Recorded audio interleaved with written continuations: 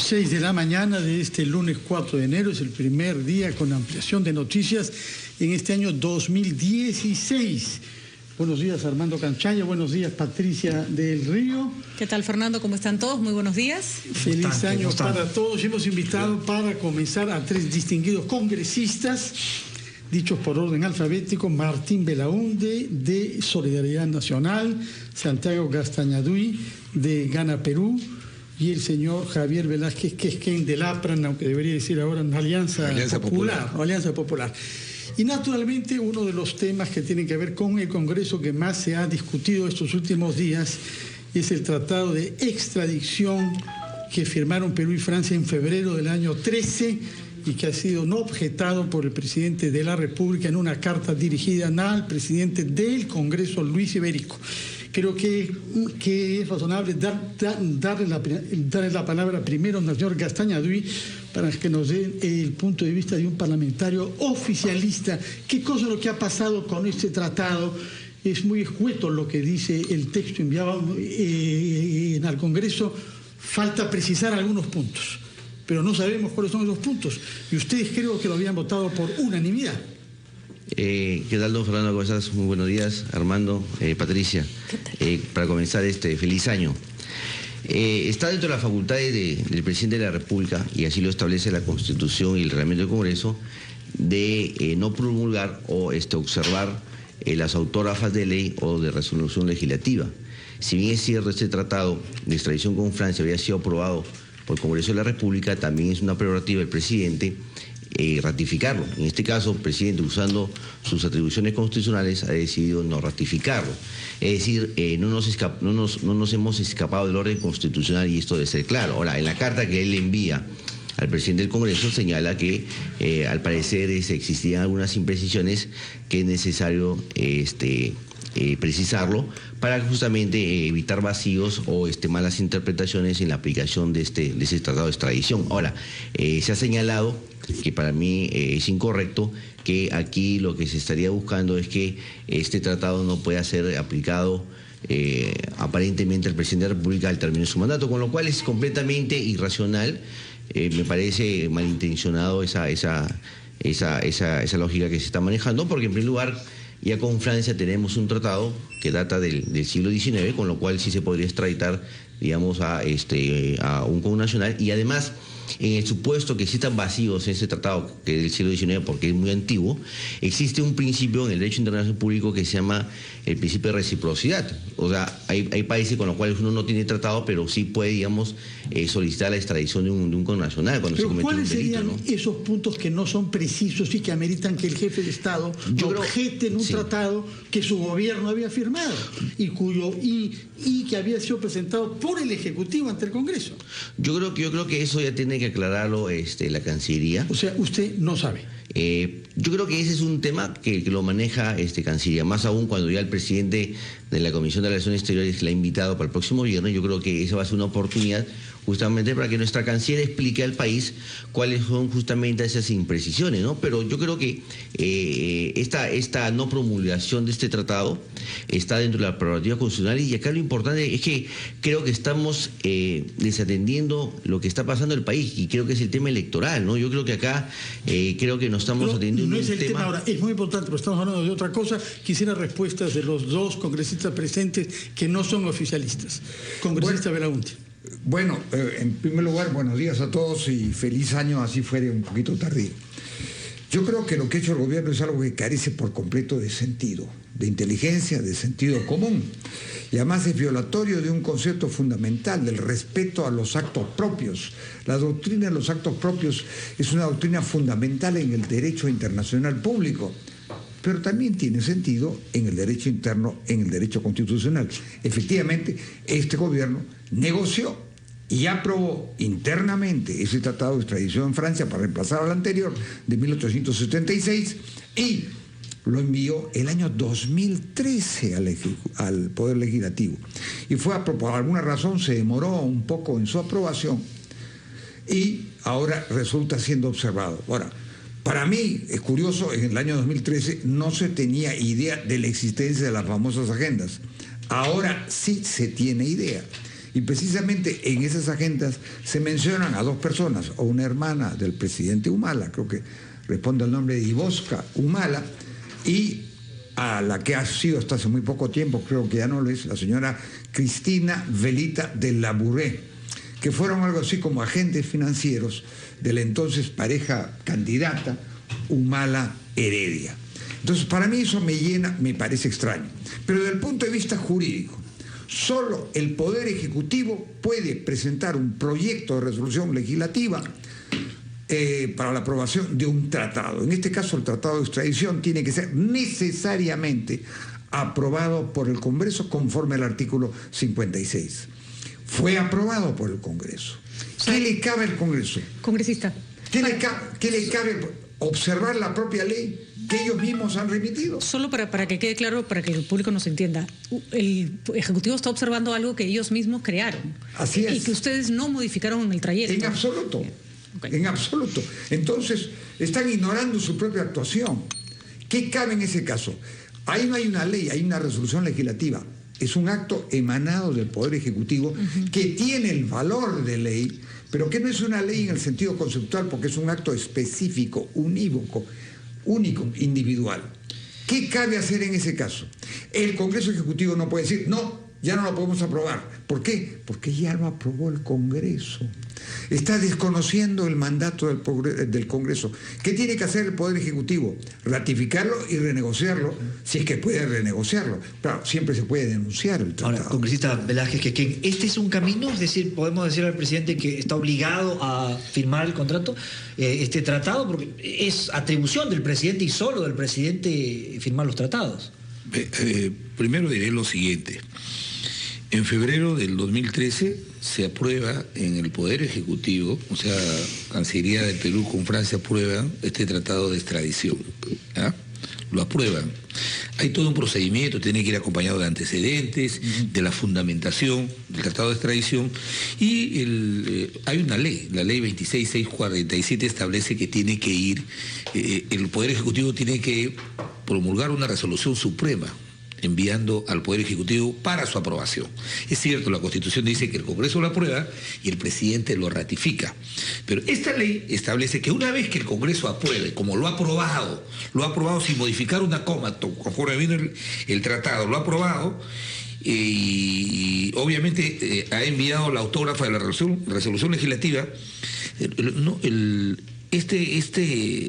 esta forma típica, irregular, extraña, que tengo yo una apreciación política, no tiene precedentes.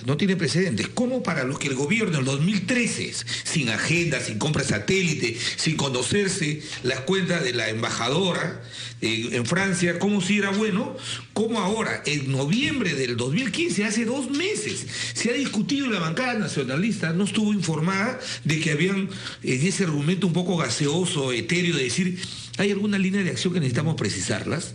Entonces, ¿por qué no tuvo la valentía de decir, el señor Humala, decir, no lo ratifico con un decreto supremo, no ratificar?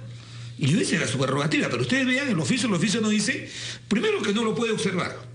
Segundo, es que la facultad que tiene, por el mandato de la Constitución, es de ratificarlo. Por eso lo envían al Congreso para que lo apruebe, es de ratificarlo. Y si no lo ratifica porque considera que hay algunas inconveniencias, ahí no lo ratifico. ¿Pero qué cambia en este nuevo tratado? ¿Qué novedad hay que le pueda resultar preocupante mi apreciación al presidente? ¿Qué cambia? Hechos. Tenemos que hacer una pausa, así que hay un tiempo para acelerarnos y ver qué puntos precisos constituyen la... sí, que es así, pero que es así o no. Bueno, en todo caso, ¿qué puntos precisos ha querido el presidente Ollanta Humala que sean modificados? 8:15, hacemos una pausa y volvemos con este tema para luego abordar el tema universitario, que no es menos importante. Pausa y volvemos.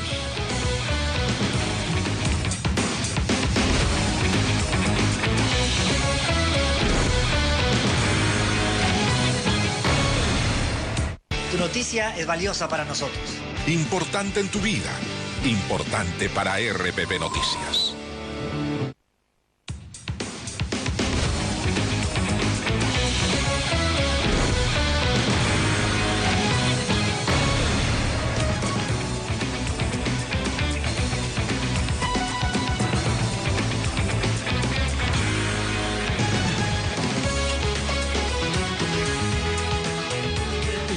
la palabra el congresista Javier Velázquez Quisquén. Y quiero decir qué cosas han cambiado.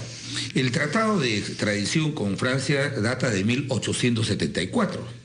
Se supone que en el Perú, de 1874 a la fecha, hemos cambiado 3 códigos penales. Y en Francia 2. Entonces... Bueno, solo como anécdota, en ese tratado había extradición por piratería. O sea, pero no la piratería de CD, sino la piratería de... Han cambiado muchas cosas, claro. Había que actualizarlo. Pero ¿qué ha cambiado del 2013, de la posición del gobierno, al 2015 en que cambia su posición? Es que se han incorporado nuevas figuras penales que no habían, el famoso lavado de activos. Vaya. Entonces, está bien que hay los convenios de reciprocidad, pero más eficaz, más compulsivo es para ambos estados cuando se avienen a firmar un tratado de extradición, es entregar a las personas que huyen de la justicia. Entonces, para mí, yo lo veo, si no hay una explicación ni constitucional ni legal, estos son actos preparatorios, ahora, no solamente para el señor Humala, sino para todas estas personas que están involucradas en esta investigación. Porque lo único que me hace especular es estas cuentas, estas agendas, estos montos dinerarios que hay en Francia para que hayan dicho hay una línea que necesitamos precisar, que ni siquiera la han explicado en el oficio que ha enviado al Ejecutivo. De acuerdo con usted en que uno se hace el firme propósito de pensar bien y este gobierno no se lo permite, nos vuelve a todos unos malos pensados, pero vamos a ponernos en la otra posición. ¿Qué gana el señor Humala observando este tratado y no ratificándolo? Tiempo, porque finalmente está a finales de su gobierno. Alguien puede decir, bueno, lo puede ratificar el primer día del próximo gobierno y se le aplicará al señor Humala si es que se le tiene que aplicar. ¿Cuánto más puede cambiar su situación observar esto? El artículo 23 de este tratado, de este tratado de extradición, el 23, establece que este entrará en vigencia después, el primer día, después de 2 meses, en que la parte que ha aceptado, su Congreso ha aceptado, notifica al otro país. Entonces, es ganar tiempo, te lo digo, es ganar tiempo. Y o sea, si el presidente Humala, al día siguiente de entregar el cargo, vamos a ponernos en esa posición, viaja a Francia y se queda ahí y se le abre un juicio acá y no está vigente el tratado, ¿no se le puede extraditar? No, yo lo que creo da lugar a muchas especulaciones porque ni siquiera, si fuera en el supuesto de buena fe que plantea el parlamentario del oficialismo Castañedí, esto demuestra una absoluta ignorancia del gobierno de no saber darle un tratamiento. No estoy de acuerdo con este tratado, voy a reconducirlo y este es el camino. No lo ratifico. Pero eso demuestra también, miren la sospecha. Dice, la diplomacia peruana es buena cuando hay diplomáticos de carrera, pero qué coincidencia que el embajador en Francia y nuestra canciller son diplomáticos hechos a la carrera, porque ni siquiera han dicho esta boca es mía, no dan una explicación. Entonces, ¿qué es lo que se gana? Lo que se gana es querer lo que ha hecho este gobierno. Todos estos temas que han tenido que ver con cuentas, con agendas, que tienen una connotación delictiva, judicial, lo han querido politizar. Entonces, como una persecución política, un presidente diciéndole al fiscal que está investigando un hecho de unas agendas, oye, devuelven las agendas a mi esposa. Entonces quieren politizar el tema, pero esta es una muestra, no sé, de angustia, de que el gobierno diga, el señor Humala, mañana cuando le quieran aplicar este convenio de extradición y quieran cuestionarlo, le digan, oye, pero si tú fuiste el que lo ratificaste. Entonces, yo creo que hay muchas explicaciones que tiene que dar el gobierno con relación a este tema, pero para nosotros está claro que esto es una muestra de angustia. ¿Cuál es la vía entonces? Tal vez nos pueda explicar el congresista Belaúnde, porque efectivamente, ¿qué va a pasar? No es tan sencillo como yo no ratifico, nos vamos a sacar con un tratado que persigue piratas en el mar. ¿Cuál va a ser finalmente la solución a esto? Bueno, para mí la solución es relativamente sencilla, aunque se demore algo en el tiempo. Es muy simple. Para mí, el Congreso debe insistir en la promulgación de la resolución legislativa. Pero no tiene poder para conseguirlo. No puede ratificar el tratado. Tiene que aprobar el tratado. Lo que no puede hacer el Poder Ejecutivo es pretender modificar un tratado que ha sido aprobado por el Congreso porque está desconociendo una decisión soberana del Congreso. Eso es un acto inconstitucional y podría dar lugar a una infracción constitucional. Entonces, ¿qué es lo que tiene que hacer el Congreso? Y eso depende de la mesa directiva, fundamentalmente. Si esto se debe someter a insistencia. Si hay la votación por la insistencia, entonces el presidente del Congreso, acompañado de un vicepresidente del Congreso, debe promulgar la resolución legislativa. y enviársela al Poder Ejecutivo. Enviada al Poder Ejecutivo, el Poder Ejecutivo debe, dentro de sus atribuciones, ratificar el tratado. El acto de ratificación es un acto posterior que se aprueba por decreto supremo y para lo cual se aplica la mecánica estipulada en el tratado. Entonces, eso es lo que debe hacer. Si no lo hace... Parece fácil, dice usted, pero eso supone que el presidente quiera firmar. Bueno, pero y ya ha dado evidencia de que no quiere. Aquí hay un problema. El presidente puede no querer, pero está infringiendo la Constitución. Y la ministra, que es la responsable de los actos del presidente, está infringiendo la Constitución. Ella es una diplomática de carrera. Y cualquier persona que en una posición ministerial infringe la Constitución puede ser susceptible de la sanción de infracción de la Constitución decretada por el Congreso, que eso sería en un próximo Congreso. Para terminar, esto va a demorar. Ahora, yo creo que es abogado también. El tratado tiene que ser ratificado y tiene que haber ese intercambio una precisión. de notas. La canciller ha sido citada al Congreso para este tema. ¿Se le va a plantear esta salida? Bueno, yo sí. De acuerdo. Yo lo voy a plantear formalmente a la Comisión de Relaciones Bueno, Exteriores. veremos el viernes 8 eso. Congresista Castañón, sí. para concluir con ese tema creo, y pasar a otros. Yo creo que aquí hay que aclarar varios temas que se han dicho en la mesa. En primer lugar, la señora Ivoca no domicilia en Francia, domicilia en Suiza. Por lo tanto... Pero hay otra hermana que sí vive en Francia. Este tratado sería inaplicable para ella. Segundo, tenemos que entender que los procedimientos constitucionales y parlamentarios establecen todo un procedimiento de aprobación de los tratados. Los negocia el presidente de la República porque es justamente quien tiene la potestad de representarnos y justamente lidera la política exterior.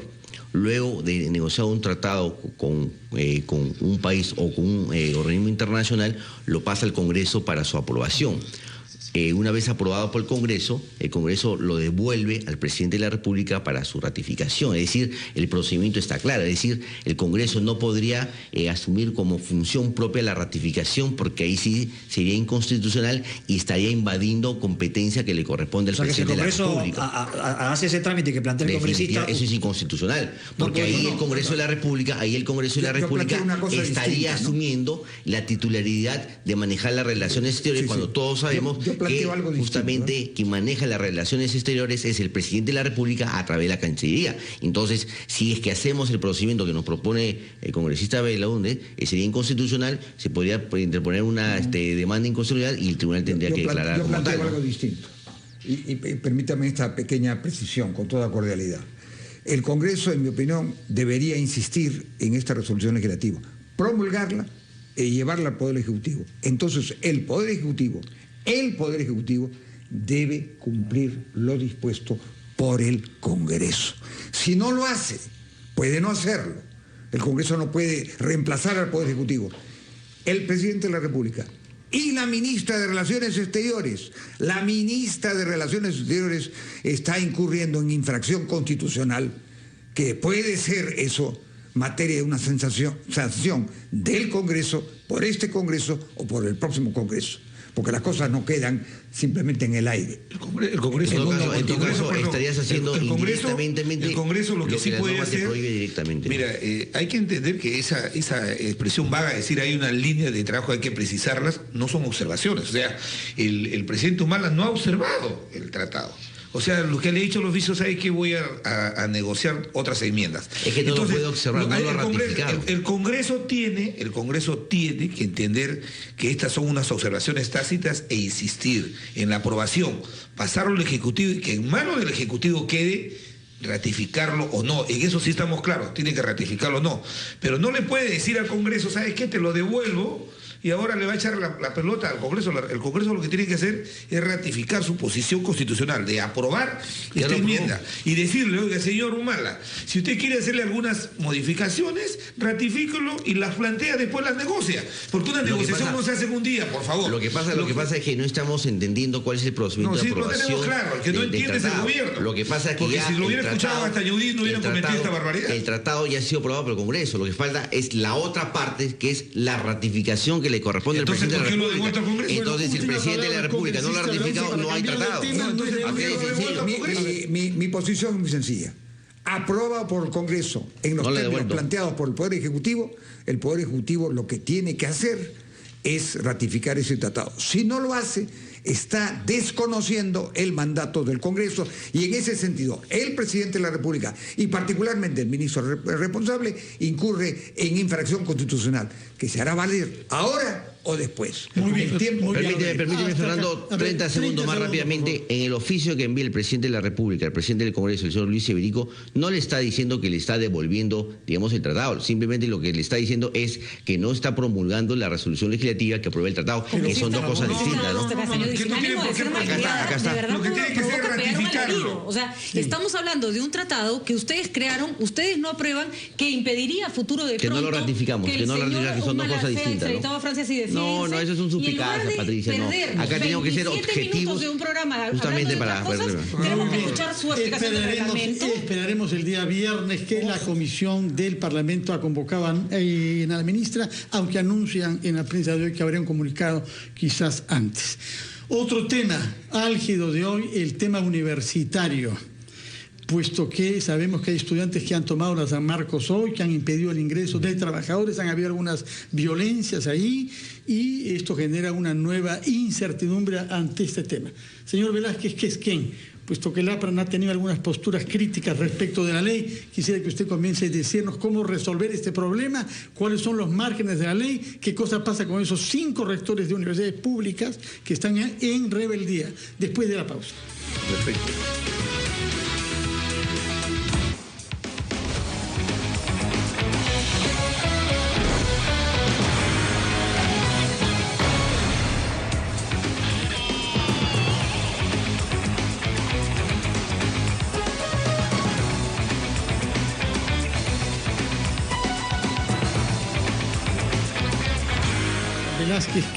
¿Quién era el presidente histórico de la Federación de Estudiantes del Perú? Porque había una sola universidad hace 96 años. Aya La Torre fue designado, elegido en el Congreso de Estudiantes en Cusco. Entonces debe usted saber desde hace 96 años qué cosa está pasando en la San Marcos, cómo podemos salir de estos entrampamientos. Mi apreciación es una cuestión de principio, aunque algunos discrepen conmigo. Primero, que la Constitución, y no esta, sino todas, le han garantizado a la universidad, que es la que crea y recrea ciencia, no solamente autonomía normativa, sino, dice la Constitución, de gobierno.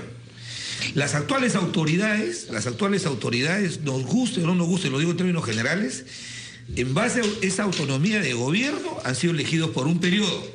Ahora resulta que el señor Daniel Mora, de buena fe, de repente saca tropicones la ley de reforma de educación y no deja, hubiera puesto una disposición en la ley diciendo que para aplicar esta reforma, una disposición final, el mandato se acorta al 31 de diciembre para todos. Entonces, esa norma sí fue impugnada al Tribunal Constitucional. Pero no hicieron ustedes lo mismo con Fujimori el año 2000. No es así, no es así. No es lo mismo. Pero se redujo el mandato de 5 años a 1. Pero ustedes votaron a favor de esa ley. Déjeme terminarlo. Fue en el marco de la Constitución. Entonces, ¿qué es lo que pasa?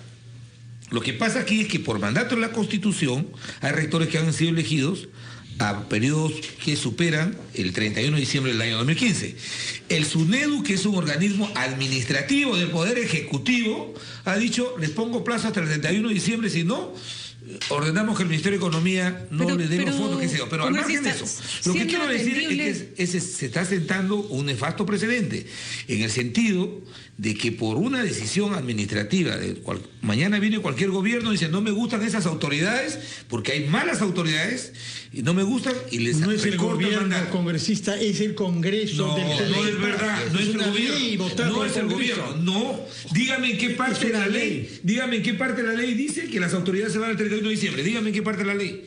Y tal vez así que el Tribunal Constitucional, cuando esta norma ha sido... no dice que se van, sino que tienen que convocar elecciones anticipadas para adaptarse a la ley. ¿Y sabe qué dice el artículo 19?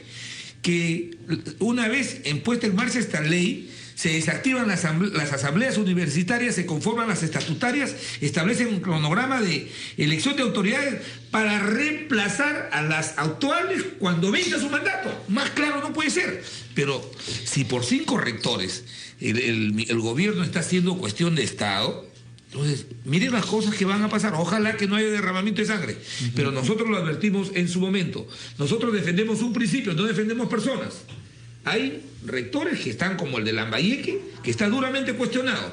Pero hay que defender el principio. La única institución que tiene autonomía de gobierno por rango constitucional es la universidad.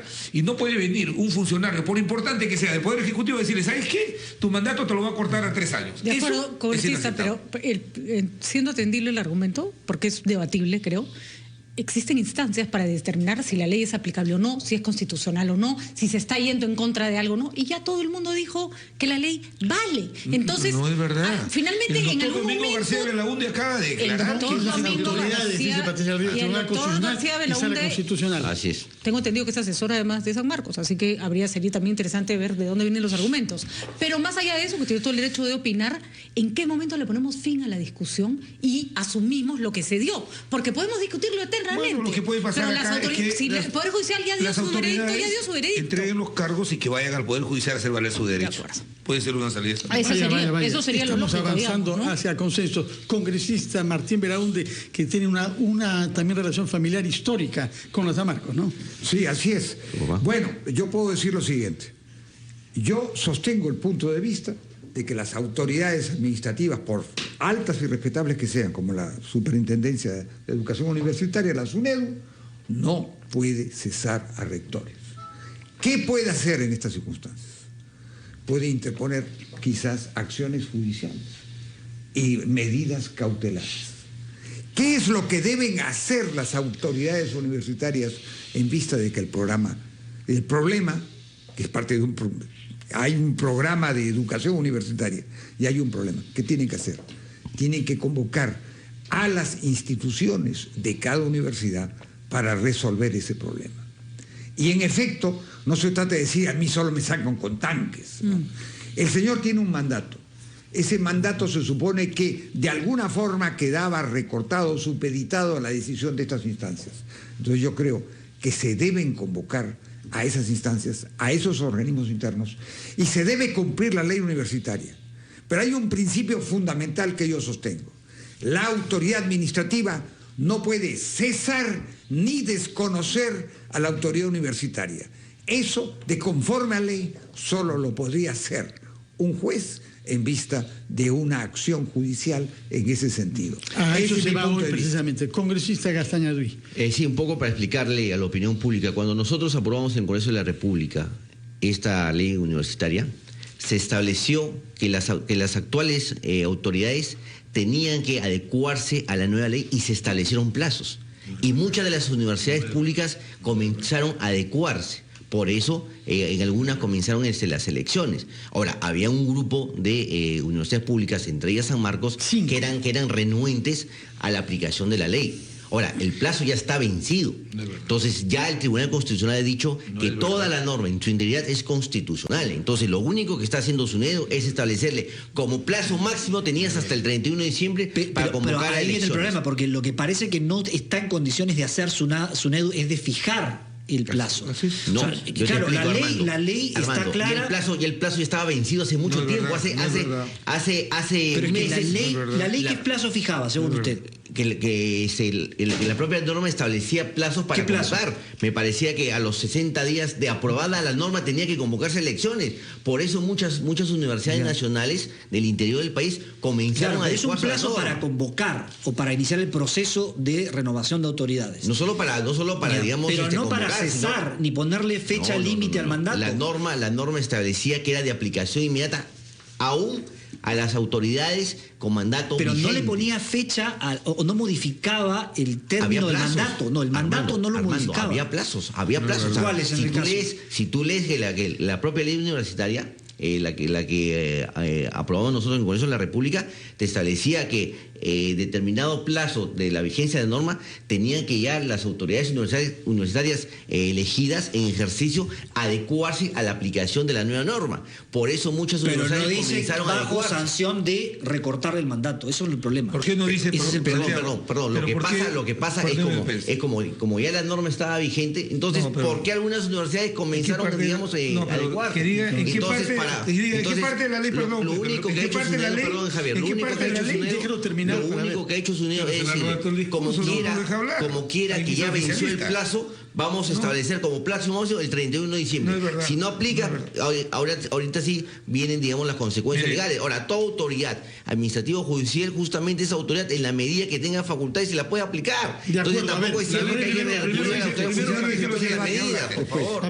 Primero quiero dejar categóricamente establecido que la ley que dio el Congreso no dice en ninguna disposición que el plazo de las actuales autoridades vence el 31 de diciembre. No lo dice. Pero sí estableció un plazo para adecuarse. Javier, pues, no aumentamos al país. Pero sí estableció un plazo para adecuarse a la nueva ley. Déjame terminar, pero ya has hablado. Tanto que no lo dice que una autoridad administrativa del Poder Ejecutivo ha tenido que señalarlo. 2, cuando los que han impugnado la ley han ido al tribunal, el Tribunal Constitucional, lo que pasa es que no ha leído la sentencia. Sí, la he leído. La parte considerativa, la parte 32, ¿qué dice?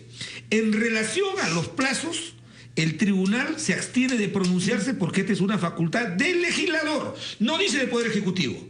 Por eso es que no pusieron el plazo, porque era inconstitucional. Entonces, ¿por qué presentaste tu proyecto de ley justamente para que esta norma no se aplique justamente era para que se respete la famosa ley Cotigo? Es para que se respete un principio. No, Javier, es para que se respete un principio. Simplemente para que no se le aplique, digamos, a los rectores que, digamos, y siempre hemos luchado por la autonomía de la universidad. Pero usted presentó un proyecto de ley que luego retiró. ¿Por qué? ¿Por qué cambió de opinión frente a este proyecto? Mira, yo te voy a echar... Mira, este proyecto de ley lo presentó un miembro de mi bancada, sino que ese proyecto de ley para que ingrese tiene que ser firmado por el vocero. Pero yo lo respaldo, ¿sabe por qué? Por principio. Yo he sido dirigente universitario. Y lo que dije hace 20 años no lo voy a cambiar ahora. No puede haber una autoridad del Poder Ejecutivo, por importante que sea el cargo, que le fije plazos de gobierno a una autoridad que ha sido elegido por mandato de la Constitución. Por favor, ese los es el plazos para adecuarse a la nueva ley establecida en la propia ley. Lo único que ha hecho SUNEDU es establecer ya un plazo máximo, un plazo fijo, pero ya los plazos están en la propia ley. Entonces, Congresista Belaúnde. Yo lo que quisiera decir es que la disposición de la SUNEDU de pretender invalidar los títulos universitarios que se firmen después del plazo señalado por ella misma, a mí me parece que es una decisión de una muy discutible constitución. Bueno, veremos lo que los tribunales deciden. Esa es mi opinión sobre el particular. Lo concreto, don Fernando, que tenemos un conflicto. Hay otro tema pendiente. 30 segundos, no sé si por favor, concluye. Lo concreto es que actualmente tenemos un conflicto en la Universidad Nacional Mayor de San Marcos, justamente por la renuencia de su rector a no aplicar la ley universitaria, y creo que por conveniencia de la propia universidad y sobre todo pensando en los estudiantes, yo creo que el señor Cotigo debería dar un paso al costado. Gracias. Bueno, el otro tema pendiente es el de la remoción de algunos generales y altos oficiales de la Policía Nacional, algunos de los cuales han sido investigados por comisiones parlamentarias. Posiciones sobre el tema. ¿Qué pasa con la Policía Nacional? Bueno, en este gobierno no hay que olvidar que para que el primer director general de la policía, amigo de la pareja presidencial y que estuvo comprometido en el caso López Meneses, pudiera acceder a ser director general, mandaron al retiro 27 generales. Quien más ha afectado la institucionalidad de la Policía Nacional ha sido este gobierno. Y no nos debe llamar la atención que ahora hayan promovido a 2 coroneles que tienen este cuestionamiento y que se haya invocado... ¿Tienen cuál cuestionamiento, por favor? Son cuestionamientos, pero vamos al argumento por el que han sido promovidos, que es lo fundamental. Dice, por acciones distinguidas. Y la ley establece claramente cuáles son acciones distinguidas, haberse enfrentado al terrorismo, al narcotráfico, al crimen organizado. Y ahora resulta que acciones distinguidas es haber sacado a unos ambulantes de la parada. ¿Cuántos generales hay ahorita en la policía? Por todo, en la Policía Nacional hay casi 90 generales. Y la proyección era de que la Policía Nacional no debería tener más de 35 generales. Y ¿cuántos había cuando terminó el gobierno aprista? Había cerca de 50. El señor Humala se echó 27 y se pensó que era para reducirlo a 32. Ahora hay 3 veces más de los que hay. Y todos por amigazgo, por familiaridad. Y el argumento que se ha dado para promoverlo de la acción distinguida no calza en la ley. Esta es otra bravuconada del gobierno que no la podemos convalidar, que la Comisión de Defensa tiene que verla. Congresista Belaúnde, ¿tiene una opinión sobre este tema o no es su dominio de competencia privilegiada? Bueno, el congresista se supone que debe entrar en todos los campos. Yo era un poco delicado al hacer la pregunta, pero en mi opinión, ahora, aquí hay una situación. Es el gobierno que decide las promociones. El gobierno, obviamente, decide las promociones con arreglo a ley, pero también hay una cierta discrecionalidad. Ahora bien, si algunos de estos han tenido algún cuestionamiento, ese cuestionamiento tendría que hacerse público. Pero quien decide la promoción en ese sentido es el gobierno. Ahora bien, si hay este problema de la inflación de generales, yo creo que ahí cabe hacer una quizás dolorosa reingeniería en la policía, porque no tiene sentido que haya 90 generales y que se haya literalmente duplicado el número de generales en los últimos 5 años. Entonces, ahí hay un problema que hacer, ahí hay un problema que se tiene que solucionar, y eso, de alguna forma, el Congreso tiene que ayudar a solucionarlo, quizás mediante la adopción de leyes específicas para ese fin. Señor Gastañaduy, y la palabra del fin. Sí, simplemente ratificar la posición del gobierno. Esa es una posición institucionalizada. El presidente, al momento de designar los generales, lo ha hecho dentro del marco constitucional, porque se trata de una prerrogativa del presidente, y dentro de las facultades que le permite al presidente para justamente ascender de coroneles a generales está por acción distinguida, ¿no? Entonces, decir que una actividad no puede ser considerada como distinguida, bueno, ese es entrar en un tema ya bastante subjetivo, ¿no? Entonces, yo creo que si tú realizas una buena labor y esta labor es reconocida por la sociedad, como fue justamente el desalojo de las ambulantes, que no se produjo ningún muerto, en la que fue una acción policial impecable, yo creo que el presidente ha hecho bien justamente en retribuir a este coronel exitoso, ascendiéndolo al lado de general. Se dijo que un primo de Nadine Heredia había ascendido a general, ¿es verdad? Bueno, eso pariente? Sí lo desconozco, ¿no? Ahora hay tanta suspicacia, hay tanta... Pero usted también es familia, ¿no? ¿No conoce? Bueno, el nombre es Eleuterio Díaz Pérez. No, él era general. Él ha pasado a ser ahora teniente general, ¿no? Ya, pero lo han sentido. Es pariente, ¿no? Pero imagínate, es un oficial de la Policía Nacional, institucionalista, o sea, creo que es un pariente lejano, no por ser un pariente lejano, creo que te van a recortar yo diría sobre justamente eso, tu carrera policial, ¿no? Que me pareciera que el parentesco completamente no injusto, sea ¿no? causal de promoción, pero tampoco causal de discriminación. No, claro, más aún supuesto, se excede del 4º grado. Por supuesto que no. Bueno, muchas gracias a todos ustedes por estar presentes acá. Que tengan un feliz año y sobre todo un eficaz y muy positivo trabajo parlamentario. Muchas gracias. Muchas gracias. Buenos días. Y si no tienen los apellidos...